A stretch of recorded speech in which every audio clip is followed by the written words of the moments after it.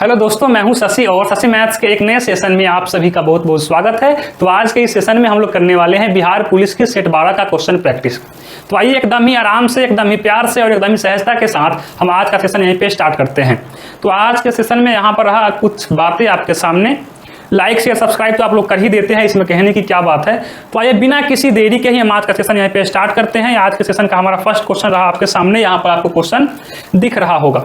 यहाँ पर बोला जा रहा है कि वह कौन सी छोटी से छोटी संख्या है जिससे 980 को गुना करने पर गुणनफल एक पूर्ण वर्ग बन जाता है। देखिए यहाँ पर बोला जा रहा है कि एक संख्या है 980, एक संख्या है 980। हम इसमें क्या चीज से गुना कर दें कि यह एक, इसका गुणनफल एक पूर्ण वर्ग बन जाए, एक पूर्ण वर्ग बन जाए। ठीक है, तो देखिए जब भी आपसे इस टाइप का क्वेश्चन पूछा जाए तो आप सिंपल क्या करिएगा, यहाँ पर आप एक फंडा का यूज कर लीजिएगा। सिंपल सी बात है। देखिए जब भी आपसे इस टाइप का क्वेश्चन अगर पूछा जाए तो यहाँ पर जो दिया गया संख्या होता है, यहाँ पर संख्या है 980। तो आप सिंपल से इस संख्या का फैक्टराइजेशन कर लीजिएगा। तो अगर हम इसका फैक्टराइजेशन करेंगे तो यहाँ पर हो जाएगा 2 और ये हो जाएगा 4 दूनी 8, 9 दूनी 18। फिर अब हम करेंगे 2 से, 2 दूनी 4, 4 दूनी 8 और 5 दूनी 10। ठीक है, अब ये होगा 5 से, 5 चौका 20 और 5 नवा 45। अब ये हो जाएगा 7 से, 7 सत्ते 49। यानी कि यहाँ से 980 बराबर क्या हो जाएगा, 2 गुना 2 गुना 5 गुना 7 गुना 7। तो यहाँ से देखिए जब हमने 980 का फैक्टराइजेशन किए हैं, यानी कि गुणनखंड किए हैं, तो यहाँ देखिए क्या आ गया है, 2 जो है एक वर्ग के रूप में है, 5 वर्ग के रूप में नहीं है, लेकिन 7 भी वर्ग के रूप में है। तो जब भी हमें इस टाइप का क्वेश्चन अगर मिले तो हम पहले क्या करेंगे, उस संख्या का हम गुणनखंड यानी कि फैक्टराइजेशन कर लेंगे और यहाँ पर देखेंगे कि इसके गुणनखंड में कौन संख्या वर्ग के रूप में है और कौन संख्या वर्ग के रूप में नहीं है। जो संख्या वर्ग के रूप में नहीं होगा वही वह संख्या हो जाएगा कि जिससे हम इस संख्या में गुना अगर करा दें, यानी कि अगर हम 980 में अगर 5 से गुना करा दें तो इसका गुणनफल एक पूर्ण वर्ग बन जाएगा, एक पूर्ण वर्ग बन जाएगा। तो अब मैं ये आशा करता हूं कि आज के बाद आपको ऐसा क्वेश्चन जितना भी मिले आप आराम से कर लीजिएगा। आपको इस क्वेश्चन का डाउट क्लियर हो गया होगा। तो अब हम बढ़ते हैं नेक्स्ट क्वेश्चन की ओर। तो आप इसको नोट करिए और यहाँ पर समझिए बात को। जब भी हम गुणनखंड करेंगे तो यहाँ पर जो भी संख्या गुना के फॉर्म में होगा, यहाँ पर हम लोग पहले देख लेंगे कि कौन संख्या वर्ग के रूप में है और कौन संख्या वर्ग के रूप में नहीं है। यहाँ 5 वर्ग के रूप में नहीं था, जिसके कारण 5 ही वह एक ऐसा संख्या है जिसमें हम क्या करें, अगर 980 में अगर 5 से गुना करा दे तो इसका गुणनफल एक पूर्ण वर्ग संख्या बन जाएगा। ठीक है, तो ये रहा हमारा क्वेश्चन नंबर 1। आप क्वेश्चन नंबर 2 को देखिए क्या बोला जा रहा है। एकदम ही आराम से क्वेश्चन को देखिए और वीडियो को पॉज करके पहले आप उसका सॉल्यूशन खुद से करिए। क्या करिए, पहले आप उसका सॉल्यूशन खुद से ही करिए। अगर हम बात करें क्वेश्चन नंबर 2 में, तो यहाँ पर बोला जा रहा है कि 9 आदमी एक काम को 16 दिनों में पूरा कर सकते हैं, तो कितने आदमी उसको 24 दिनों में पूरा करेंगे। तो यहाँ पर देखिए क्वेश्चन नंबर 2 में बोला जा रहा है कि 9 आदमी। देखिए आपको अगर इस टाइप का क्वेश्चन जहाँ भी मिले तो आप सिंपल सा एक फंडा का यूज करिएगा। MDH मसाला का फॉर्मूला यूज कर लीजिएगा। यहाँ पे होता है M1D1H1 बट्टा में W1 बराबर M2D2H2 बट्टा में W2। तो यहाँ देखिए क्या बोला जा रहा है कि 9 आदमी, देखिए M मतलब क्या, मैन, आदमी। तो यहाँ पर दिया गया है 9 आदमी गुना एक काम को, वर्क यहाँ पर है तो एक काम को दिन 16 दिन में पूरा कर सकते हैं। तो उतना ही काम को कितना आदमी, तो हमने मान लिया X आदमी 24 दिन में पूरा करेंगे। तो हमें बताना है कि उसी काम को 24 दिन में कितना आदमी पूरा कर लेंगे। तो यहाँ से क्या हो जाएगा, X बराबर क्या हो जाएगा, X बराबर हो जाएगा 9 गुना 16 और बट्टा में 24। ठीक है, तो यहाँ से 3 से आप काट लीजिए, 3 तिया 9 और 8 3 24 और 8 दूना 16, यानी कि X बराबर आ गया 6, यानी कि 6 6 आदमी उसी काम को 24 दिनों में पूरा करेंगे, यानी कि उसी काम को 24 दिन में 6 आदमी पूरा कर लेंगे। तो ये रहा हमारा क्वेश्चन नंबर 2। मैं ये आशा करता हूं कि आपको इसका सॉल्यूशन समझ में आ गया है, तो आप नोट करिए। उसके बाद क्वेश्चन नंबर 3 को देखिए क्या बोला जा रहा है। क्वेश्चन नंबर 3 को एकदम ही ध्यान से सभी कोई देखेंगे और एकदम ही आराम से, एकदम ही प्यार से और एकदम ही सहजता के साथ सभी क्वेश्चन का सॉल्यूशन करेंगे। सभी कोई आप पहले वीडियो को पॉज करिए और इसका सॉल्यूशन खुद से करिए। देखिए यहाँ पे बोला जा रहा है कि एक नाव जल में, यानी कि जल के देखिए यहाँ पर स्थिति की बात बोला गया है कि न बहते हुए, यानी कि स्थिर जल में, यहाँ पर है स्थिर जल में नाव की चाल बराबर है 13 किलोमीटर प्रति घंटा। ठीक है जी, स्थिर जल में नाव की चाल है 13 किलोमीटर प्रति घंटा। अच्छा जी, यदि धारा की गति 4 किलोमीटर प्रति घंटा हो, अब देखिए यहाँ पर पानी की धारा की गति बराबर है 4 किलोमीटर प्रति घंटा। ठीक, तो 68 किलोमीटर अनुप्रवाह यानी कि बहाव के अनुकूल चलने में नाव को कितना समय लगेगा। यहाँ पर दूरी है 68 किलोमीटर। तो देखिए ध्यान से आप सुनिएगा क्वेश्चन को। यहाँ पर बोला जा रहा है कि जिस दिशा में धारा की प्रवाह है उसी दिशा में अगर नाव जा रही है तो 68 किलोमीटर दूरी तय करने में समय कितना लगेगा। आया बात समझ में। देखिए क्या बोला जा रहा है कि जिस दिशा में धारा की प्रवाह है उसी दिशा में नाव को जाना है। तो यहाँ पर जब चाल की अगर हम बात करें तो यहाँ पर दोनों की चाल जुट जाएगा। दोनों की चाल क्या होगा, जुट जाएगा, क्योंकि दोनों एक ही दिशा में जा रहे हैं। तो यानी कि चाल बराबर क्या हो जाएगा, 13 और प्लस 4 बराबर 17 किलोमीटर प्रति घंटा। आया बात समझ में। बस यही बात समझने वाला था इस क्वेश्चन में। अब बस इस क्वेश्चन का काम खत्म हो गया। जब दोनों एक ही दिशा में जा रहे हैं तो दोनों की स्पीड को हम जोड़ देंगे, यानी कि चाल बराबर क्या हो गई, 17 किलोमीटर प्रति घंटा।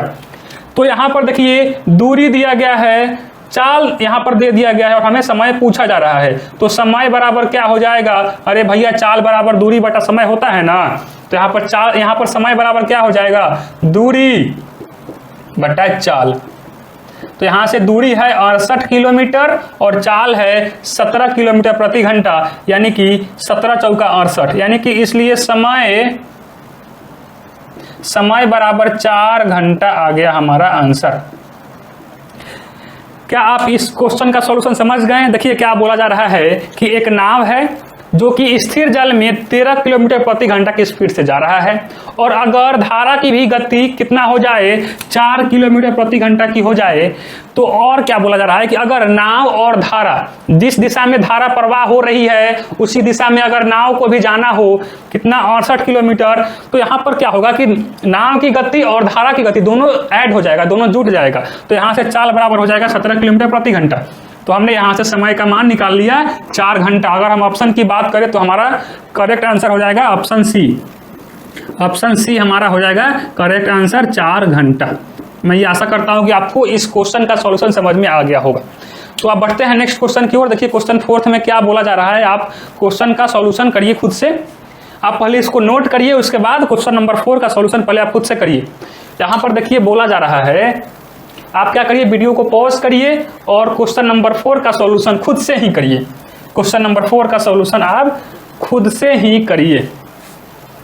यहाँ पर बोला जा रहा है क्वेश्चन नंबर 4 में, यदि कमीज की लागत 20% की छूट देने के बाद 64 रुपये आती है तो इसकी मूल लागत रुपए में कितनी थी।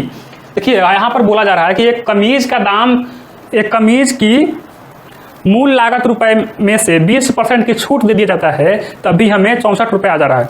देखिए यहाँ पर बोला जा रहा है कि एक कमीज की मूल लागत रुपए में से 20% की छूट देने के बाद भी उसका विक्रय मूल्य 64 रुपये हो जा रहा है। तो यहाँ पर देखिए हम क्या कर रहे हैं कि माना कि कमीज की मूल लागत रुपए बराबर 100 रुपया। देखिए यहाँ पर क्वेश्चन में क्या बोला जा रहा है कि कमीज का जो लागत रुपए है, यानी कमीज का लागत रुपए है 100 रुपया, उसमें से 1 का 20% छूट देने के बाद यानी कि 20/100 हमें 64 रुपये आ रही है। तो यानी कि ये हो जाएगा कितना होगा, 20 एकम 20 और 20/100 यानी कि क्या होगा, ये यहाँ से लघुत्तम हो जाएगा 5, ये हो जाएगा 5ax - ax बराबर 64 यानी कि 5x यहाँ से तो हो जाएगा 4x, 5 में से x जाएगा तो बचेगा 4x बराबर 64 गुना 5 यानी कि 16 चौका 64 और 16 पचे 80, इसलिए x बराबर आ गया 80 रुपया। ठीक है, तो यहाँ पर देखिए कमीज की मूल लागत रुपया है 80 रुपये, ठीक, और इसमें से 80 रुपये का 20% की छूट देने के बाद भी हमें 64 रुपये आ रही है। तो यानी कि कमीज की मूल लागत रुपये कितना है, 80 रुपये है। तो अगर हम ऑप्शन की बात करें तो यहाँ पर ऑप्शन बी हो जाएगा हमारा करेक्ट आंसर, 80 रुपये। ठीक है, तो ये रहा हमारा क्वेश्चन नंबर 4। मैं ये आशा करता हूं कि आप समझ गए होंगे। अगर समझ गए हैं तो क्वेश्चन को नोट करिए, यहाँ पर सॉल्यूशन को नोट करिए, उसके बाद हम नेक्स्ट क्वेश्चन की ओर बढ़ते हैं। तो भाइयों और बहनों, अभी तक आप लोगों को 4 क्वेश्चन बताए गए हैं। मैं ये आशा करता हूं कि आपको चारों क्वेश्चन का सॉल्यूशन समझ में आ गया होगा। तो हम बात करते हैं क्वेश्चन नंबर 5 की। यहाँ पर देखिए क्वेश्चन नंबर 5 में बोला जा रहा है कि यदि A अनुपात B बराबर 2:3 और B अनुपात C बराबर, यहाँ पर देखिए क्वेश्चन में बोला जा रहा है कि A अनुपात B बराबर 2:3, B अनुपात C बराबर क्या है 4:5 और C अनुपात D बराबर 6:7 है, 6:7। तो हमें A अनुपात D का मान बताना है। तो यहाँ से देखिए, यहाँ पर देखिए A अनुपात B बराबर है 2:3। कहने का मतलब A अनुपात B मतलब क्या कि A/B बराबर है 2/3। ठीक, तो यहाँ पर देखिए जब भी आपसे इस टाइप का क्वेश्चन अगर पूछा जाए तो आप पहले एक बात को ध्यान में रखिएगा कि हमें निकालना क्या है। यहाँ देखिए A अनुपात D निकालना है। तो हम देखिए A है यहाँ पर और D है यहाँ पर, तो हम क्या करेंगे, क्या हम कुछ ऐसा करें कि A आ जाए यहाँ पर, यानी कि C की जगह पर A आ जाए। तो हम पहले क्या कर रहे हैं कि यहाँ पर देखिए A/B का मान है 2/3, तो यहाँ से हम B का मान निकाल ले रहे हैं A के फॉर्म में। तो यानी कि B बराबर क्या हो जाएगा, B बराबर हो जाएगा 3A/2। ये हो गया हमारा समीकरण नंबर 1, यानी कि B का मान आ गया 3A/2। अब देखिए क्वेश्चन में और दिया गया है कि B अनुपात C बराबर है 4:5, यानी कि B/C बराबर है 4/5 के। तो यानी कि आप समझिए कि यहाँ देखिए B बराबर क्या है, यहाँ देखिए समीकरण 1 में, समीकरण 1 से हम यहाँ पर B/C है तो हम B का मान यहाँ से पुट कर देते हैं, यानी कि 3A/2 इंटू C हो जाएगा। C है तो C बराबर 4/5, यानी कि अब देखिए C बराबर क्या हो जाएगा, C बराबर हो जाएगा 5 या 15 A/8। ये हो गया हमारा समीकरण नंबर 2। ठीक है, यहाँ देखिए C का मान हम A के कंपेयर में हमने यहाँ पर निकाल लिया है। अच्छा जी, तो आप देखिए एक और बात यहाँ पर दिया गया है कि C अनुपात D यानी कि C/D का मान दिया गया है 6/7। समीकरण 2 से आप यहाँ पर C का मान यहाँ पर रख दीजिए। यहाँ देखिए C का मान है 15A/8 इंटू D बराबर 6/7, यानी कि अब ये क्या हो जाएगा, हमें निकालना है A अनुपात D यानी कि A/D का मान। तो आप यहाँ से क्रॉस मल्टीप्लाई करा लीजिए, तो ये हो जाएगा, ये कितना हो जाएगा 8, 6 गुना 8 बट्टा में 7 गुना 15, यानी कि ये हो जाएगा क्या चीज़ से, 3 से हो जाएगा, 3 दूनी 6 और 3 पचे 15, यानी कि A/D का मान आ गया 8 दूना 16 और 5 सते 35। इसलिए A अनुपात D बराबर 16:35 हमारा हो जाएगा करेक्ट आंसर। तो अब मैं ये आशा करता हूं कि आपको इस क्वेश्चन का सॉल्यूशन समझ में आ गया होगा। अगर हम ऑप्शन की बात करें तो यहाँ पर ऑप्शन बी में है 16:35 हमारा हो जाएगा करेक्ट आंसर। जब भी आपसे इस टाइप का अगर क्वेश्चन पूछा जाए तो आप बस एक काम करिएगा कि आप देख लीजिएगा कि यहाँ पर हमें मान किसका निकालना है। ठीक, अगर हमें B अनुपात D का मान निकालना होता तो हम A अनुपात D को छोड़ देते, A अनुपात B को छोड़ देते, हम बढ़ते यहाँ से B से बढ़ते और अब हम उसके बाद हम D तक आते। लेकिन यहाँ पर हमसे A अनुपात D का मान पूछा जा रहा है, जिसके कारण हम यहाँ से स्टार्ट करके B का मान हम A के कंपेयर में यहाँ से निकाल लिए हैं उसके बाद हम यहाँ पर सी का मान यहाँ पर पुट करके ए के कंपेयर में यहाँ पर हमारा सी का मान आया था, इसको हम यहाँ पर पुट करके ए अनुपात डी का मान हमने यहाँ से निकाल लिया। ये रहा हमारा क्वेश्चन नंबर 5। तो आप इसको नोट करिए, उसके बाद हम नेक्स्ट क्वेश्चन की ओर देखते हैं। हाँ जी, तो सभी कोई देखेंगे नेक्स्ट क्वेश्चन। देखिए क्या बोला जा रहा है क्वेश्चन में। यहाँ पर आपको क्वेश्चन नंबर 6 दिख रहा होगा। देखिए यहाँ पर बोला क्या जा रहा है कि square root under 15,612 plus square root under क्या है 154 प्लस स्क्वायर रूट अंडर 225 का मान हमें बताना है। देखिए जब भी आपको इस टाइप का क्वेश्चन पूछा जाए आपसे अगर, तो यहाँ पर आप यहाँ से स्टार्ट करिएगा। जो सबसे लास्ट वाला स्क्वायर रूट अंडर जो होगा आप वहीं से स्टार्ट करिएगा। तो यहाँ देखिए 225 का वर्गमूल होता है 15, ठीक। तो यानी कि अब ये क्या हो जाएगा मेरे भैया, अब ये हो जाएगा 15,612 प्लस 154। अब तो यहाँ पर जो स्क्वायर रूट के अंदर जो 225 था, अब तो वो हो गया 15, तब यहाँ पे हो जाएगा 15। एकदम इतना क्लियर है आप सभी को? अच्छा जी, तो यहाँ से अब ये क्या हो जाएगा, अब ये हो जाएगा 15,612 प्लस ये हो जाएगा 549 516 169। अब हम लोग ये जानते हैं कि 169 13 का वर्गमूल हो जाता है। तो यानी कि यहाँ से अब ये क्या हो जाएगा, ये हो जाएगा 15,612 और स्क्वायर रूट अंडर 169 के जगह पर हम लिख सकते हैं 13, ठीक है। तो यहाँ से देखिए अब ये क्या हो जाएगा 3 2 5 1 1 2 6 5 1, ठीक है। तो इसका वर्गमूल अब हम कैसे निकालेंगे, एकदम ही ध्यान से देखिएगा। देखिए यहाँ पर लास्ट में क्या है 25 है, तो पहले हम 25 को क्या लिख लेते हैं 5 लिख लेते हैं, क्योंकि 5 का स्क्वायर होता है 25। अब यहाँ पर बचा 156, तो 156 होता है 12 गुना 13, 12 गुना 13 होता है 156। तो यहाँ से देखिए जब भी लास्ट में अगर 25 हो तो पहले हम 25 का लिख लेंगे 5, ठीक है। और यहाँ पर जो भी संख्या होगा उसको हम 2 संख्या से गुना कराएंगे, ठीक। लगातार 2 संख्या से हम गुना कराएंगे और जो सबसे छोटा होगा वही हो जाएगा यहाँ पर, यानी कि 125 का स्क्वायर होगा 15,625। तो यानी कि स्क्वायर रूट अंडर 15,625 का वर्गमूल क्या हो जाएगा 125 हो जाएगा हमारा करेक्ट आंसर। तो ये रहा हमारा क्वेश्चन नंबर 6 का सॉल्यूशन, ठीक।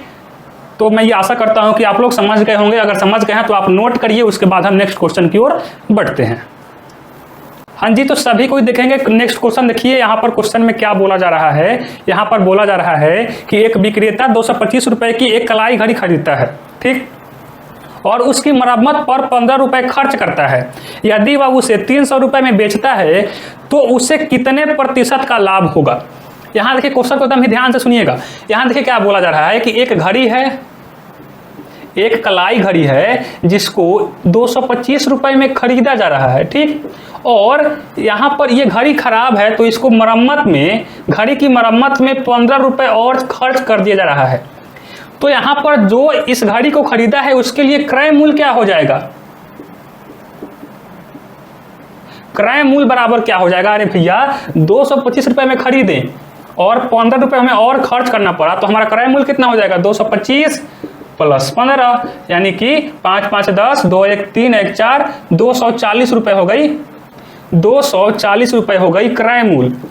और विक्रय मूल्य कितना है, घड़ी का विक्रय मूल्य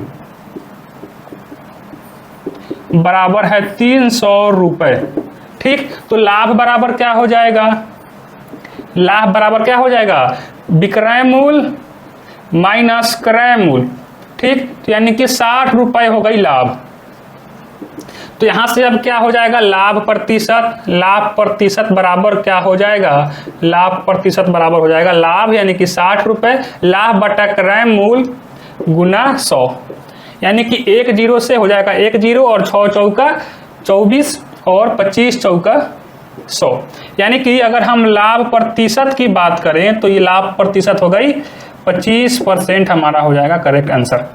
यानी कि एक घड़ी को खरीदने में लगा खर्च कितना है 225 रुपए है और उसके मरम्मत में खर्च कर दिया जा रहा है 15 रुपए, तो फाइनल क्रय मूल्य कितना है 240 रुपए है क्रय मूल्य और विक्रय मूल्य है 300 रुपए। तो लाभ कितना हो गया, लाभ हो गया 60 रुपए, ठीक, और यहाँ से लाभ परसेंट हो गया हमारा 25%। तो अगर हम ऑप्शन की बात करें तो हमारा करेक्ट ऑप्शन हो जाएगा आंसर सी हो जाएगा हमारा करेक्ट आंसर। तो मैं ये आशा करता हूँ कि आपको इस क्वेश्चन का सॉल्यूशन समझ में आ गया होगा। अगर आ गया है तो आप नेक्स्ट क्वेश्चन को देखिए, आप पहले इसको नोट करिए, उसके बाद आप क्वेश्चन 8 को देखिए एकदम ही ध्यान से।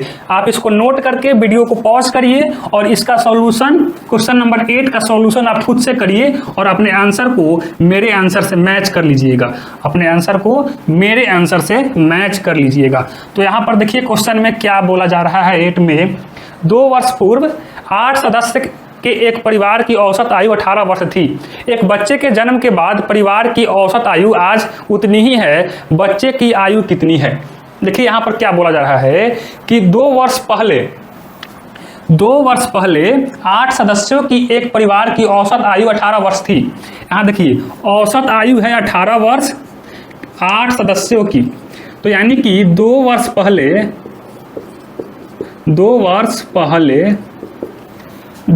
पहले यहाँ पर हमें और थोड़ा सा नीचे लिख देता हूं, औसत है 18 वर्ष, सदस्य है 8 और 2 वर्ष पहले 8 सदस्यों की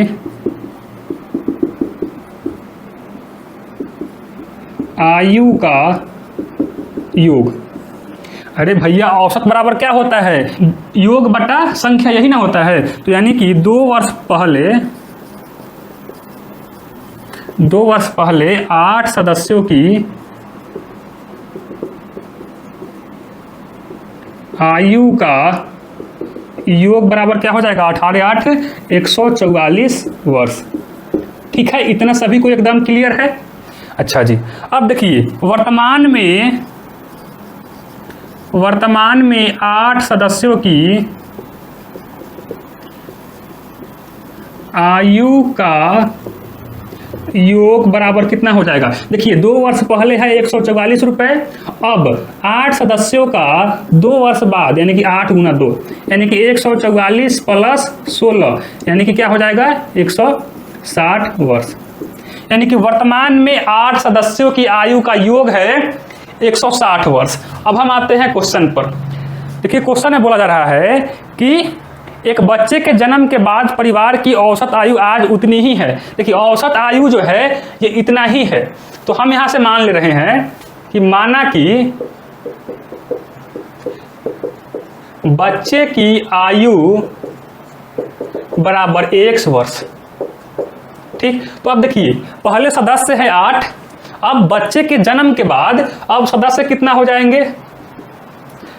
सदस्यों की संख्या अब कितना हो जाएगा? 8 प्लस 1 बराबर 9। ठीक है, तो यहां से आप सदस्य हो गए 9। ठीक, और देखिए प्रश्न में बोला जा रहा है कि बच्चे के जन्म के बाद जो औसत आयु है वह 18 वर्ष ही है। तो पहले हम निकाल लेते हैं कि 8 सदस्य तथा बच्चे की आयु का योग बराबर कितना हो जाएगा? वर्तमान में सदस्यों का योग, आयु का योग है 160 और बच्चे का है 1, यानी कि वर्तमान में 8 सदस्य तथा बच्चे की आयु का योग है 60, 160 प्लस 1। अब देखिए वर्तमान में भी बच्चे के जन्म के बाद भी औसत आयु आज उतनी ही है, तो यानी कि औसत आयु है 18 ही है और 8 सदस्य तथा बच्चे की आयु का योग है 160 प्लस 1, यानी कि योग है 160 प्लस 1, सदस्य हो गए अब 9, यानी कि 160 प्लस 1 बराबर 18 9 162, यानी कि x बराबर क्या आ गई? 162 माइनस 160 बराबर 2 वर्ष। तो ये रहा हमारा क्वेश्चन नंबर 8। मैं ये आशा करता हूं कि आपको इस क्वेश्चन का सॉल्यूशन समझ में आ गया होगा। यहां से बच्चे की वर्तमान आयु 2 वर्ष हमारा आंसर आया है, ऑप्शन ए हमारा हो जाएगा करेक्ट आंसर। तो आप इसको नोट करिए, उसके बाद आप नेक्स्ट क्वेश्चन को देखिए। आप वीडियो को यहीं पे पॉज करिए और नेक्स्ट क्वेश्चन को आप देखिए। जब तक मैं यहाँ से बोर्ड को साफ कर देता हूँ, आप वीडियो को पॉज करके एकदम ही आराम से, एकदम ही प्यार से और एकदम ही सहजता के साथ आप क्वेश्चन का सॉल्यूशन करिए। ठीक, हाँ जी, तो देखिए क्वेश्चन नंबर 9 में क्या बोला जा रहा है। आपको यहाँ पर क्वेश्चन दिख रहा होगा, 9 पूर्णांकों का औसत 11 आता है, परंतु गणना करने के बाद यह देखा गया कि भूलवश गणना करते समय मूलांक से 23 को 32 लिखा गया। ठीक, उचित संशोधन करने के बाद नया औसत क्या होगा। देखिए सबसे पहले हम लोग बात कर लेते हैं कि औसत बराबर क्या होता है। औसत बराबर होता है योग बटा संख्या। देखिए अगर सपोज यहां पर कुछ संख्या है जैसे कि 1 2 3, तो हमें अगर इसका औसत मान निकालना हो तो ये औसत मान क्या हो जाएगा। यहाँ देखिए योग इसका क्या होगा, 3 2 5 1 6, और यहाँ पर दिए गए संख्या में कितनी संख्या है तो 1 2 और 3, तो बट्टा 3, यानी कि इसका औसत मान हो जाएगा 2। तो अब मैं ये आशा करता हूँ कि आप औसत मान निकालना समझ गए होंगे, यानी कि दिए गए संख्याओं का योग बटा दिए गए संख्याओं की संख्या। ठीक है, तो यहाँ पर देखिए औसत मान यहाँ पर हो गया है। औसत मान क्वेश्चन में दिया गया है कि कितना है, 11 है और पूर्णांक है 9, और हमें यहाँ पर योग नहीं दिया गया है। तो यहाँ से हम योग निकाल लेते हैं कि 9 पूर्णांकों का योग कितना है, तो ये हो जाएगा 11 9 99, यानी कि योग आ गया 99। अब देखिए क्वेश्चन में बोला जा रहा है कि परंतु गणना करने के बाद यह देखा गया कि भूलवश गणना करते समय मूलांक से 23 को 32 लिखा गया। अच्छा जी, यहाँ देखिए योग हमने यहाँ पर निकाला है, तो यहाँ पर एक और बात यहाँ पे आ रही है कि गलती से हमें लिखना था 23 लेकिन लिखा गया है 32। ठीक है, तो यहाँ से हम क्या कर लेंगे कि योग में से जो हम मान यहाँ पे बढ़ा दिए हैं उतना हम घटा लेंगे, यानी कि लिखना था 23 लिख दिए हैं 32, तो हम 32 में से 23 को घटा लेंगे, तो यानी कि योग है 99 माइनस। अब देखिए 32 में से 23 जाएगा तो कितना बचेगा, 12 में से 3 जाएगा 9, यानी कि 9 बचेगा। यानी कि योग बराबर अगर हम बात करें तो योग बराबर आ गया 99 माइनस 9 बराबर 90। तो औसत मान अब हमें बताना है कि अब औसत मान कितना होगा, तो होता है योग बटा संख्या। तो यहां से अब क्या हो जाएगा, योग आ गया है 90 और संख्या कितना है, और संख्या कितना है 9, तो यानी कि औसत मान आ गया 10, इसलिए औसत मान बराबर आ गया 10। समझे क्वेश्चन को। देखिए क्या बोला जा रहा था कि 9 पूर्णांक है जिसका औसत मान है 11, तो हमने यहां से योग निकाल लिए, क्योंकि औसत मान बराबर होता है योग बटा दिए गए संख्याओं की संख्या, तो हमने यहां से योग निकाल लिया। लेकिन यहाँ पर एक और गलती यहाँ पर क्या हो गया है कि 23 की जगह पर 32 लिखा गया है, यानी कि 9 ज्यादा योग में यहाँ पे ऐड हो गया है। तो हमने यहाँ से जो योग क्या होना चाहिए, हमने यहाँ से योग निकाल लिए, उसके बाद हमने औसत का यहाँ पे फॉर्मूला लगा करके योग बटा संख्या, हमारा औसत मान आ गया 10। तो अगर हम ऑप्शन की बात करें तो हमारा करेक्ट आंसर हो जाएगा ऑप्शन ए, हमारा करेक्ट आंसर हो जाएगा ऑप्शन ए। तो मैं ये आशा करता हूँ कि आप समझ गए होंगे क्वेश्चन का सॉल्यूशन। तो आप इसको नोट करिए और साथ ही साथ आप नेक्स्ट क्वेश्चन को भी देखिए, यहाँ पर क्या बोला जा रहा है। ठीक, आप वीडियो को पॉज करके क्वेश्चन को ध्यान से पढ़िए और एकदम ही आराम से, एकदम ही प्यार से और एकदम ही सहजता के साथ क्वेश्चन का आप सॉल्यूशन करिए। यहाँ पर देखिए क्या बोला जा रहा है क्वेश्चन में कि यहाँ पर दिया गया है square root under 156.25 plus square root under 0.0081 plus यहाँ क्या है 0.0361। ठीक, तो यहाँ देखिए ये क्या हो जाएगा, ये किसके बराबर होगा। यहाँ देखिए 25 है तो ये 5 होगा, और यहाँ 156 है तो ये हो जाएगा 12 गुना 13, तो यहाँ पर हो जाएगा 5 और छोटा वाला हो जाएगा यानी कि 125 12.5। यानी कि अगर हम इसकी मान की बात करें तो ये हो जाएगा 12.5, प्लस है तो प्लस, यहाँ देखिए 81 है तो यहाँ पे हो जाएगा 9, यानी कि 0.09 प्लस, यहाँ पे माइनस है, सॉरी क्वेश्चन में माइनस है तो माइनस, यहाँ देखिए 361 है तो ये होता है 19 का, लेकिन इसके पहले दशमलव है तो 0.19 हो जाएगा। ठीक है, तो हम इसको क्या करेंगे 125 में इसको हम ऐड करेंगे तो ये क्या हो जाएगा, ये हो जाएगा 9.5.21 माइनस 0.19 बराबर क्या हो जाएगा, ये हो जाएगा 9 में से 9 जाएगा 0, 5 में से 1 जाएगा 4.12, यानी कि 12.40 हमारा हो जाएगा आंसर। तो अगर हम ऑप्शन की बात करें तो यहाँ पर क्या हो जाएगा, हमारा करेक्ट आंसर हो जाएगा ऑप्शन सी 12.4, जो कि ऑप्शन में दिया गया है। दशमलव के बाद 0 की कोई वैल्यू नहीं रहती। तो मैं ये आशा करता हूँ कि आज आपको जितने भी क्वेश्चन बताए गए हैं सभी का सोल्यूशन समझ में आ गया होगा। अगर बाई चांस आपको किसी भी क्वेश्चन में अगर थोड़ा सा भी दिक्कत है तो आप नीचे कमेंट करिए, मैं आपके उस पर्टिकुलर डाउट को क्लियर करने का प्रयास करूंगा। एक और बात, अगर आज आपको जितने भी क्वेश्चन बताए गए हैं, अगर आपको उन सभी क्वेश्चन का PDF फाइल चाहिए तो डिस्क्रिप्शन में लिंक डाला गया है, आप वहां से जाकर के डाउनलोड कर सकते हैं। तो आज के लिए बस इतना ही, मिलते हैं अब हम नेक्स्ट क्लास में, तब तक के लिए थैंक यू वेरी मच।